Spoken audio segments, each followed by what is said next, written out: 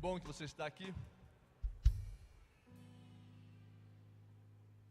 Senhor, muito obrigado, Senhor, por esse momento tão especial que é falar a Tua Palavra, que é ouvir a Sua Palavra, que é entender e saber o Teu querer para cada um de nós, entender o Seu amor. Muito obrigado, Senhor, que no dia de hoje o Senhor possa estar me usando e que eu possa falar aquilo que era a Tua vontade aos Teus filhos. Espírito Santo, tenha a liberdade de atuar e agir em nossas vidas nessa noite. Declaro que todo espírito maligno bate em retirada deste lugar agora, em nome de Jesus. E declaro você com o coração aberto, com os ouvidos abertos à palavra de Deus. Nós vamos começar a palavra de Deus hoje, primeiramente ficando em pé e louvando a Deus mais uma vez. E em seguida traremos a palavra de hoje.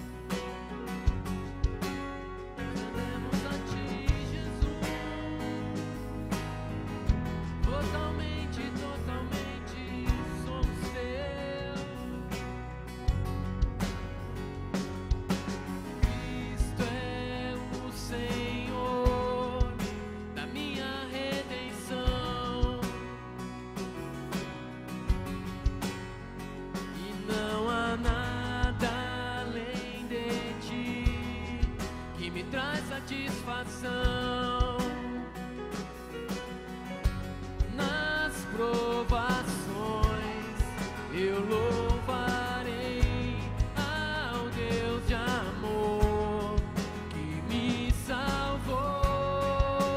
Cante pra Ele.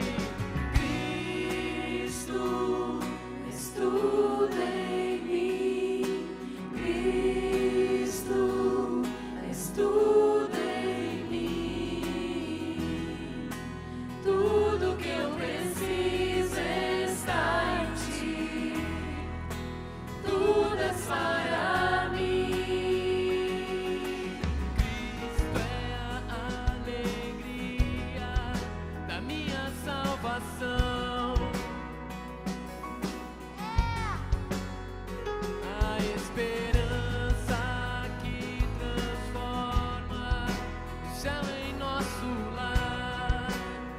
Aqui declare isso. Jesus está presente aqui, Filho de Deus, a Ti seja a glória, Te damos glória, Senhor. Cristo, és tudo em mim. Cristo, és tudo em mim. Tudo que eu preciso está em Ti. Tudo és para mim.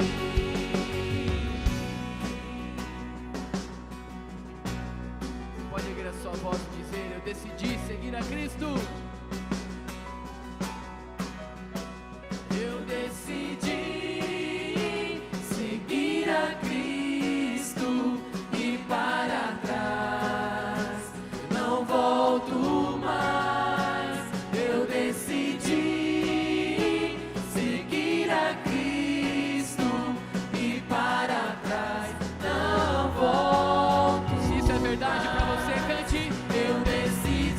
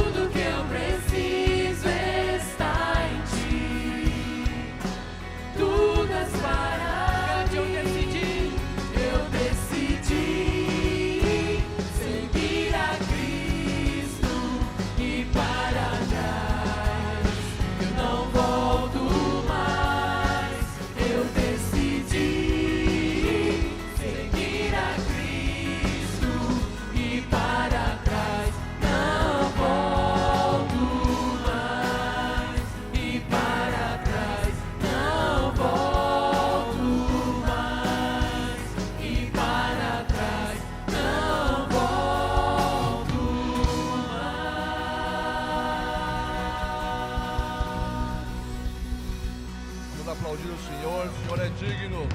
Recebe a nossa adoração, a adoração dos teus filhos. Seja glorificado, Pai. Seja glorificado, Senhor Jesus. Aleluia. Pode tomar o seu assento, por gentileza. O tema de hoje é: Deus é prioridade. Deus é prioridade. Ele tem que ser prioridade em nossas vidas. Mas afinal de contas, o que é a prioridade? É torná-lo o primeiro, colocá-lo em primeiro lugar. Ela abrir mão de algo do seu interesse por aquela pessoa ou por algo. Você está priorizando ela.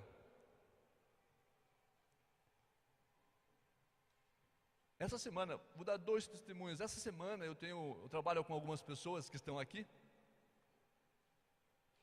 E eu falei para elas assim: eu vou estar trazendo uma mensagem domingo à noite.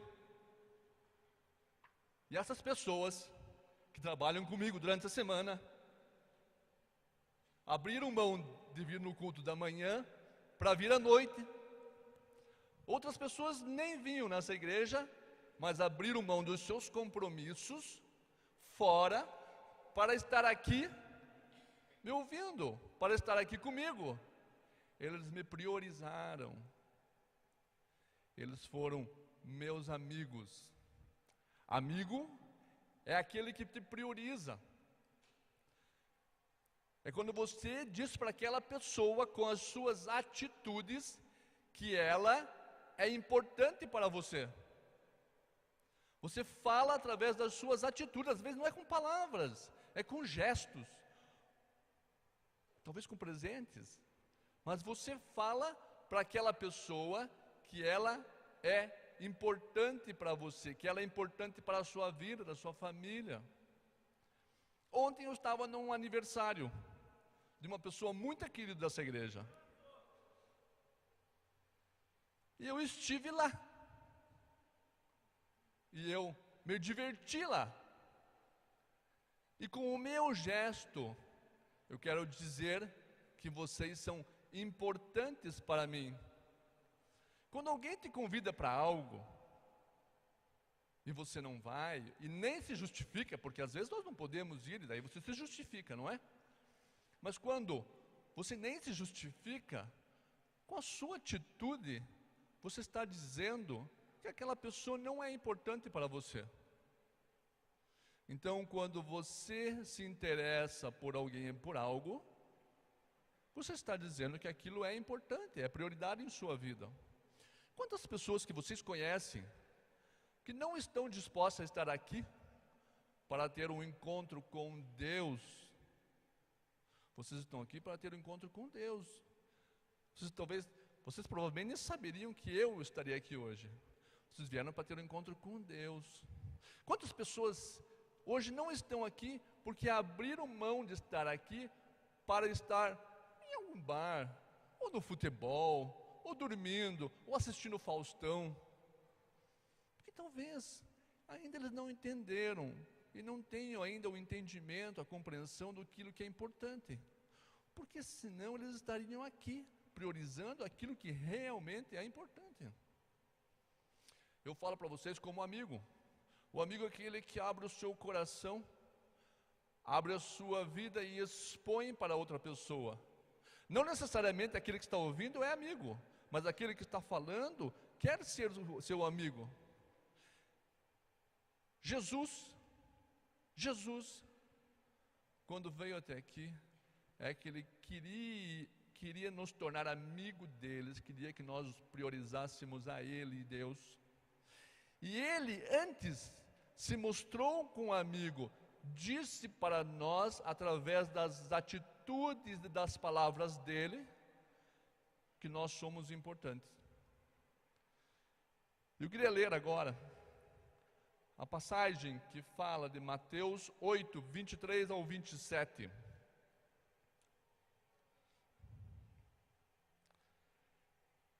Essa passagem é uma história com Jesus, e eu gosto de histórias, eu gosto de contar histórias. E diz assim a palavra de Deus: entrando ele, Jesus, no barco, seus discípulos o seguiram. De repente, uma violenta tempestade abateu-se sobre o mar, de forma que as ondas inundavam o barco. Jesus, porém, dormia. Os discípulos foram acordá-lo, clamando: Senhor, salva-nos, vamos morrer. Ele perguntou: por que vocês estão com medo, homens de pequena fé? Então ele se levantou e repreendeu os ventos e o mar, e fez-se completa bonança, tempo calmo. Os homens ficaram perplexos e perguntaram: quem é este que até os ventos e o mar lhe obedecem? Ainda não o conheciam. A Bíblia é um livro que, enquanto fechado e lá na nossa estante, lá no nosso armário, não tem serventia lá guardada, porque aqui tem um recado de Deus para você, e se você não o conhecer, para você não vai servir. Eu já conheci pessoas que tinham a palavra de Deus dentro das suas casas e nunca abriram, e nunca leram, e aquele livro ficou lá empoeirado e nunca se tornou útil. Mas agora, se essas palavras impressas aqui saírem daqui e forem para o seu coração, aí você vai ver a diferença. Aí você vai ver as maravilhas de Deus. Aí você vai ver as vidas sendo transformadas para melhor. Aí você vai ver as coisas mudarem da sua vida para melhor. Há necessidade que essas palavras estejam dentro de você, em cada situação, em cada pergunta que você tiver, em cada dúvida. Aqui há resposta. Aqui há solução para as suas dificuldades. Talvez os nossos erros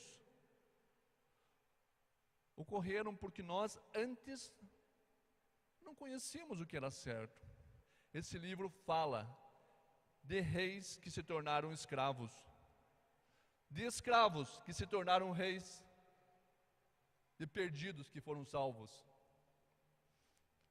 e de pessoas que rejeitaram a Deus, e de pessoas que aceitaram o Senhor Jesus, e com isso, as consequências disso, uma vida melhor, uma família melhor. Essa palavra de Deus tem que estar gravada em nossas vidas. Nessa passagem, então, nessa passagem de Jesus, ele se passou há 2000 anos. Naquela ocasião, Jesus entrou num barco, um barco de pescadores, num lago. Esse lago, não sei se vocês têm noção de dimensão, é um lago de água doce, que eles chamam de Mar da Galileia, um mar. Ele mede aproximadamente uns 13 quilômetros na sua maior largura, e uns 20, 21 quilômetros no seu maior comprimento. É uns 13 por 21 na maior largura pelo maior comprimento. E esse barco deve medir aproximadamente uns 10 metros por uns 3 de largura. Provavelmente havia barcos maiores e barcos menores também, mas é um tamanho aproximado. E Jesus entrou naquele barco, naquele lago, naquele mar, junto com os seus discípulos. A princípio, aquele barco parecia seguro, quando tudo estava calmo. Talvez eles estivessem rindo, se divertindo, conversando uns com os outros com tranquilidade. Parecia que tudo estava sob controle. De repente, muitas vezes de surpresa, o tempo começa a mudar. O vento começa a soprar ao contrário, sopra ao contrário. Ondas começam a se levantar. E aquele barco que parecia tão seguro, já não é mais tão seguro. Aquele barco que parecia tão bom, parece que não é tão bom. Que parecia tão grande, parece que ficou pequeno. E aquelas pessoas se sentiram ameaçadas. E Jesus estava lá o tempo todo. A ponto que num determinado momento, quando eles viram que não podiam fazer mais nada, pensavam que iam perecer, que eles iam afundar, que eles iam morrer. É isso que a palavra está dizendo. Eles foram lá e falaram: Jesus, Jesus, Jesus, salva-nos. E Jesus, com a sua autoridade, mandou que o vento parasse e o mar se acalmasse, e assim aconteceu. E eles não entendiam direito por que aquilo tinha acontecido. Essa viagem de barco se parece com a nossa vida. A Bíblia fala de diferentes pessoas, de diferentes situações, de diferentes vidas, erros e acertos, e elas se repetem. E esse barco é semelhante às nossas vidas, de muitos de nós aqui. É semelhante. Nós entramos nesse barco quando nascemos, e vamos descer desse barco quando morrermos, para passar a eternidade com o Senhor Jesus. Mas enquanto nesta vida, nós estamos numa viagem. Você lembra da sua infância? Do seu primeiro dia de aula? Talvez você lembre do nome da sua primeira professora, ou de alguma das professoras que você teve na infância. Você deve estar pensando aí agora. Na sua adolescência, algumas situações, algumas travessuras que vocês cometeram lá, aprontaram para os seus pais, com os animais, com os gatinhos, com os cachorrinhos, com os passarinhos. Quantas experiências nós tivemos, e a nossa vida foi passando, foi uma grande viagem. E o mundo adulto demorou para acontecer, e nós estávamos ansiosos naquela ocasião. E os namorados e as namoradas, quantas alegrias e quantas tristezas nós tivemos a respeito desse assunto, e quantas dúvidas, e muitas vezes até hoje temos, a respeito dos romances. E a nossa vida foi passando, e coisas boas foram acontecendo, experiências que você deve estar lembrando agora, que você passou com seu pai enquanto você estava lá na tua infância, ou com a sua mãe, ou com seus irmãos quando você dormia no quarto com eles, ou nas festas dos parentes que você ia, ou nos passeios que a sua família fazia. Você deve ter lembranças, lembre disso agora. Essa é uma viagem tão gostosa, né? Parece que está tudo calmo, enquanto temos o controle. Naquela situação tudo estava calmo, porque não pensávamos, eles não pensavam que eram tão frágeis. Essa é a vida. Nosso passado, os nossos avós. E os avós, então, quem teve avós tem geralmente umas boas lembranças dos avós, aqueles avós bonzinhos, que fazem um chazinho, uma bolachinha, que você dorme na casa deles, que vocês às vezes viajam para outra cidade para ficar lá na casa dos avós. Quantas coisas boas nós passamos nessa vida. E tudo parecia bom enquanto tínhamos o controle, enquanto não tínhamos vento contrário, enquanto não tínhamos tempestades.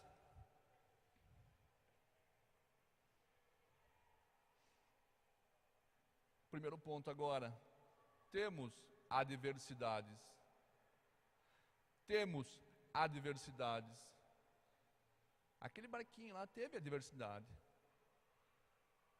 Temos dificuldades. Aquele barquinho, ele saía de um lugar e ir para outro lugar. Eles tinham um plano de viagem. Nós também temos um plano. Nós saímos de um lugar, temos sonhos, projetos e planos e desejamos chegar em outro lugar. Assim é com nossas vidas. Assim é com a sua vida profissional. Assim é quando você casa. Você casa cheio de sonhos. Você tem filhos cheio de sonhos. E parece que no começo tudo é calmo, em que nós temos o controle de tudo. Mas a gente sabe que temos adversidades, temos algo que causa dificuldades para que a gente consiga alcançar o nosso objetivo. Se coloca no nosso caminho, é um obstáculo, é uma dificuldade, é algo que precisamos vencer. Quantas tristezas nós já passamos? Quantas vezes já choramos? Quando um dos nossos filhos fica doente, não é isso? Temos aqui pessoas que passaram por aperto com seus filhos recentemente aqui. Quanta preocupação nós tivemos com uma doença em nossos filhos, ou em nossos pais, ou em nós mesmos, ou em nosso cônjuge. Quantas decepções nós tivemos com pessoas que nós confiamos às vezes a nossa vida, abrimos as nossas vidas, quisemos ser amigo, e essas pessoas nos decepcionaram. Essas tempestades, adversidades, às vezes tiram a nossa alegria. Quantas frustrações e fracassos nos nossos projetos. Na vida financeira, quantos projetos nós temos, quantas coisas queremos e às vezes não conseguimos. Em nosso trabalho, quantas vezes começamos e muitas vezes tivemos dificuldade de alcançar o objetivo ou não alcançamos. Essas são as adversidades. O desemprego é uma adversidade. Quando você tem que pagar as suas contas, quando você tem que comprar a comida para sua casa, pagar a energia elétrica e tudo mais. O divórcio é uma adversidade severa, que faz sofrer não só as pessoas que estão se separando, mas os próximos também. Os filhos sofrem muito com isso. Os filhos sofrem muito com as separações. Os filhos sofrem muito quando o pai sai de casa, ou quando a mãe sai de casa. A adversidade severa numa família. Já parou para pensar nessas coisas? Tudo estava tão calmo quando começamos, e de repente, de surpresa, levanta-se um monstro diante de nós e nós temos que vencer aquele obstáculo. Muitas vezes não temos força para isso. Você deve ter alguma história para me contar. Não, muito comum, a gente, nesses momentos de dificuldade, nesses momentos, a gente procura Deus. E Deus quer que a gente procure Ele. O problema é só nesse momento. E ainda, às vezes, algumas pessoas culpam a Deus por causa das adversidades. Quando nós fizemos as nossas escolhas, nós não o consultamos. Quando fazemos a colheita da escolha errada, queremos culpá-lo. Aonde está Deus quando aconteceu isso ou aquilo? Mas se eu não o consultei a respeito se aquilo que ele estava fazendo era a vontade de Deus. Quantas enrascadas que nos metemos. Mas se a gente tivesse procurado a vontade de Deus antes, Se a gente tivesse Deus como prioridade, como o primeiro lugar em nossas vidas, nós não estaríamos nessa situação. Muitas vezes, mas muitas vezes. A maior parte das coisas que acontecem em nossas vidas porque foram por escolhas nossas. Nós escolhemos com quem iríamos casar, aonde iríamos morar, aonde iríamos trabalhar, o que iríamos fazer na vida profissional, quantos filhos teríamos.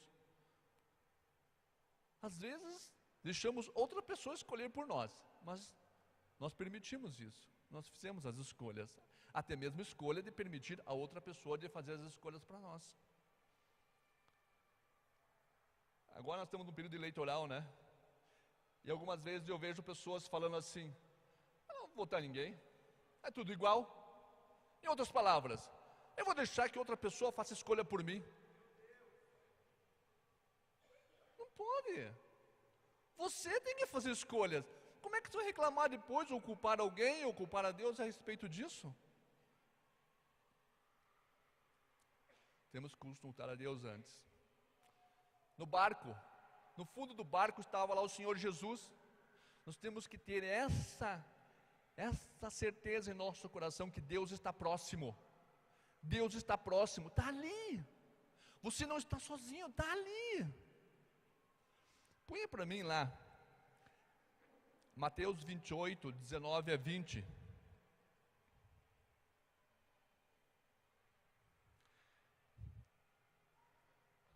Mateus 28, 19 a 20. Está escrito assim na palavra de Deus: portanto, vão e façam discípulos de todas as nações, batizando-os em nome do Pai, do Filho e do Espírito Santo, ensinando-os a obedecer a tudo que eu lhes ordenei, e eu estarei sempre com vocês até o fim dos tempos. Jesus está falando: vão pelo mundo e eu estarei com vocês. Falem a respeito de mim. Em outra passagem ele falou: eu vou para o Pai, mas vou deixar o Consolador. Em outra passagem ele falou: aonde estiverem dois ou mais, nosso caso, aí eu estarei. Não é essa a palavra de Deus? Deus está próximo. Jesus está aqui. Preste atenção, você não está sozinho. Eu não estou sozinho. Nós não estamos sozinhos. Jesus está ali no barco. Aposto que ele não estava dormindo, ele deve estar com o olho aberto, esperando que nós nos voltemos para ele. Uma outra passagem que eu queria que você colocasse para mim lá é Salmos 34, 19. Salmos 34, 19. Bem importante essa passagem.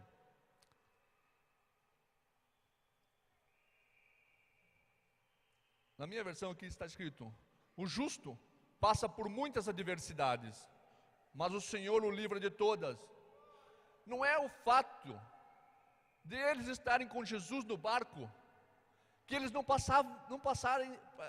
tivessem passado por adversidade. Mesmo com Jesus, eles estavam passando por adversidades. Nós também passamos por adversidade, mesmo sendo cristãos. Só que nós temos alguém no nosso barco, na nossa vida, que é o Senhor Jesus. Não fique triste, não perca as suas esperanças. É bom saber que não estamos sozinhos. Vou dar um exemplo meu só. Há um mês atrás, um pastor aqui, primeira vez que eu conversei com ele é de outra igreja, não é da nossa, de outra igreja. Ele falou assim que eu conhecia de vista antes, mas eu nunca tinha conversado com ele. Não sei se ele lembrava de mim, mas ele falou que há uns 2, 3 anos atrás, ele ora regularmente, né? Ele foi tocado por Deus para orar para um tal de Gipiela, que é o meu nome. Ele falou que ele não entendeu, mas algumas vezes Deus falou, e ele orou. Ele falou assim: olha, eu orei por tudo na tua vida, mas eu não sabia quem era você. Aí eu perguntei para o pastor dele, lá, que nem era da comunidade dele, o pastor lá na central dele: você conhece alguém com esse nome? Ele falou assim: conheço. E daí ele vai me contar esse testemunho há um mês aqui atrás, aqui na reunião do Prosperity. Você acha que Deus não está de olho em nós? Ele teve um nome na cabeça que ele nem sabia quem que era lá. E eu que estava sendo beneficiado.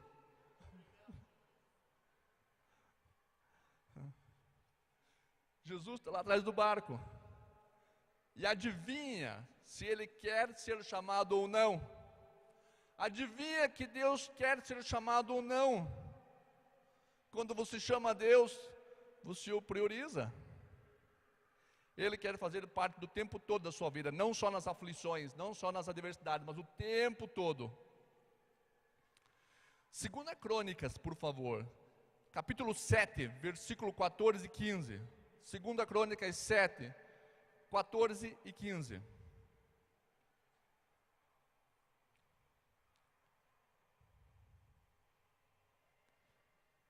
A palavra de Deus diz assim: se o meu povo, que se chama pelo meu nome, nosso caso, se humilhar e orar e buscar a minha face, se colocar na minha presença, abrir o seu coração, quiser que eu seja amigo dele, se afastar dos maus caminhos, dos céus eu ouvirei, perdoarei o seu pecado e curarei a sua terra. Qual que é a vontade de Deus quando buscamos a face dele? Primeira coisa, reconhecer o amor dele. E isso está na mensagem, na atitude de Deus quando ele enviou o seu filho, o Senhor Jesus, para que ele pagasse uma punição que era sobre a minha vida. Buscar a face de Deus, o entendimento de Deus é isso. Aceitar primeiramente Jesus como Senhor da minha vida. A partir desse momento, os meus pecados estão perdoados. Os olhos estarão abertos e os ouvidos também. De hoje em diante, a palavra diz, continuando no versículo: de hoje em diante os meus olhos estarão abertos, os meus ouvidos atentos às orações feitas neste lugar. Nós já somos abençoados, Ele já está pronto a nos ouvir, porque nós o aceitamos como Senhor das nossas vidas, o Senhor Jesus. Nos tornamos filhos de Deus e Ele está de olho na gente. Não é isso? Os ouvidos estão atentos à nossa oração. O ouvido fala em palavra. A necessidade de você abrir a sua boca e colocar as suas necessidades é a mesma coisa que acordar o Senhor Jesus e falar assim: Jesus, socorro. A necessidade dele quer ouvir a nossa voz. Quando você chega em casa e você vê teu filho, você acha legal ele ficar assistindo TV e nem perceber que você chegou? Não é muito mais agradável quando ele olha para você e fala: pai, eu te amo, que bom que você está em casa. Quem tem filho sabe o que eu estou falando. Ou quando ele vem e te dá um abraço, e te dá um beijo, quando ele expressa o amor dele para com você. Isso é agradável para mim.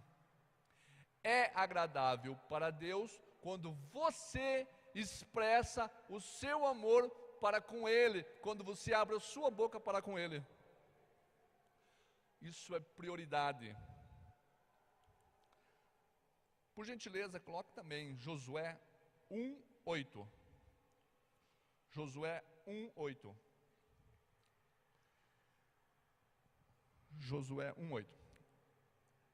Está escrito assim: não deixe de falar as palavras deste livro da lei e de meditar nelas dia e noite, para que você cumpra fielmente tudo o que nele está escrito.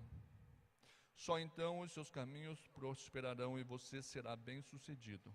Meditar na palavra de Deus é necessário para que acertemos, porque assim nós vamos cumprir fielmente o que Ele quer que façamos.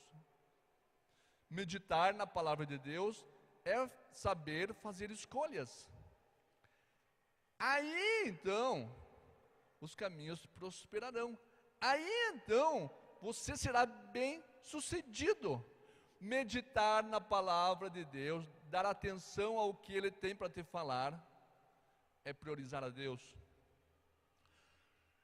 Mateus 22, do 37 ao 38.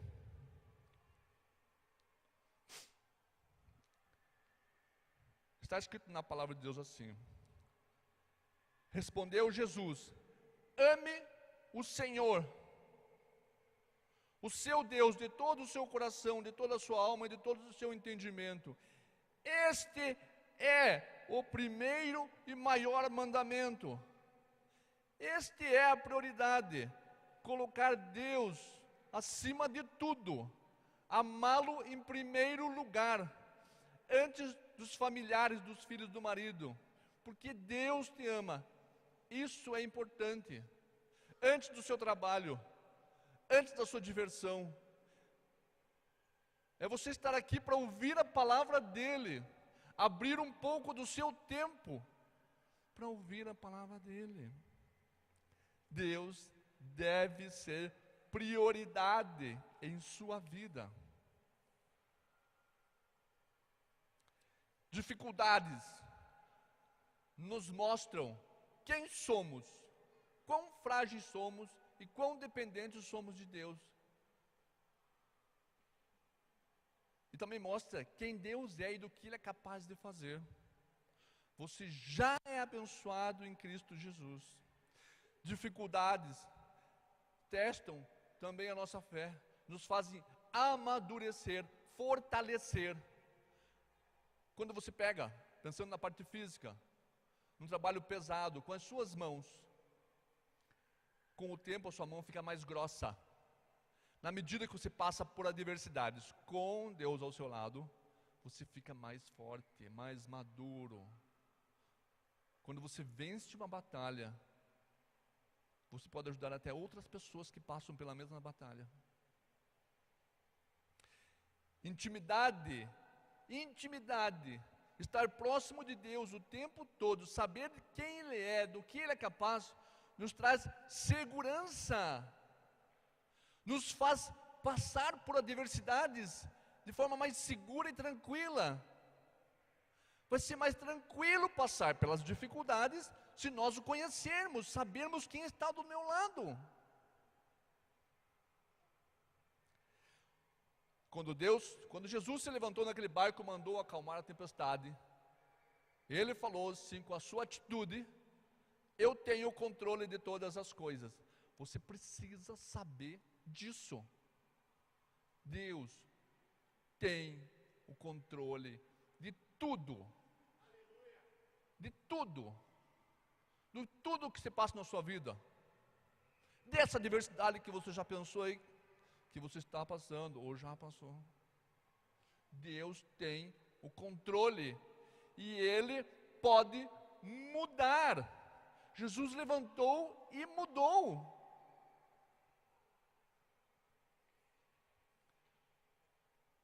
Temos que nos encontrar mais vezes com o Pai, com o Senhor Jesus, todos os dias. Isto também é prioridade.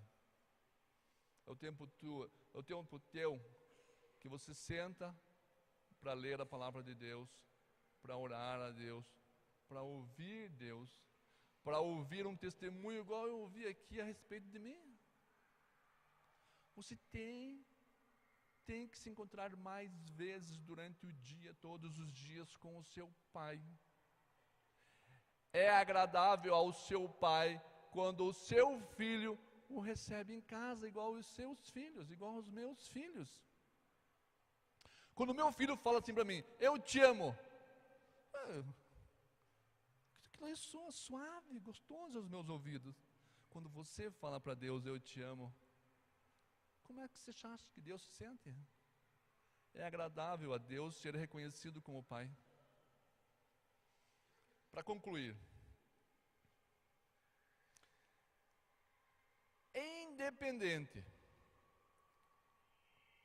independente dos problemas que tenhamos que enfrentar, temos um Pai que se importa conosco. Ele quer fazer parte de nossas vidas. Se não fosse assim, Ele não teria enviado o Senhor Jesus para ocupar o nosso lugar e nos trazer a salvação. Se Ele nos promete a eternidade para ficar com Ele, é porque Ele nos quer próximos. Não é isso? Intimidade é o que nós devemos desenvolver, lutar, para que possamos ter um momento por dia com Ele. Intimidade, devemos criar um momento, uma obrigação. Você não sai da cama todas as manhãs para trabalhar? Você não abre mão de um monte de coisa? É importante para você trabalhar ou não é? É, porque você levanta da sua cama, que é tão gostosa, tão quentinha, mas no inverno então, para ir trabalhar, porque é prioridade na sua vida. Para Deus, esse momento de intimidade tem que ser, está lá fixo. Lá na palavra, nesse barco, ele falou assim: não tema. Por que temeis? Não tenha medo das dificuldades quando você está com o Senhor Jesus. Você tem que entender que, mesmo sendo cristão, passará por adversidades, mas Jesus está ali. Não tema. Passe nessas adversidades, nessas lutas, nessas batalhas que nós passamos todos os dias, confiante. E como último versículo, se o pessoal do louvor pode ver, que Deus tem que ser prioridade em nossas vidas. 1 João 5,15.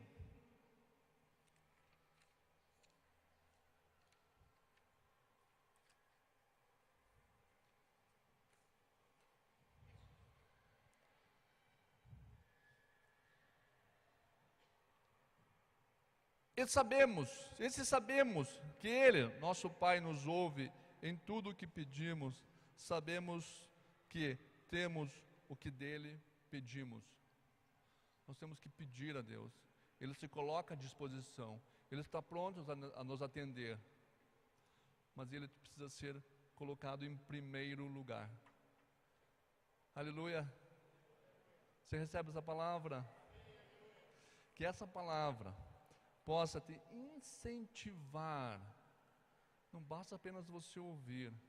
E durante esta semana, os próximos dias, o resto da sua vida, você tenha um tempo, que Deus faça parte da prioridade da sua vida, e você tenha um tempo diário de estar com Ele, através da sua leitura, da sua palavra e das orações. Coloque na sua agenda esse tempo com Deus, de intimidade. Passará por dificuldades, mas a sua intimidade com Ele te manterá seguro. Passará por dificuldades, mas Deus te livra de todas. De todas. Vamos ficar em pé. Vamos louvar a Deus nesse momento.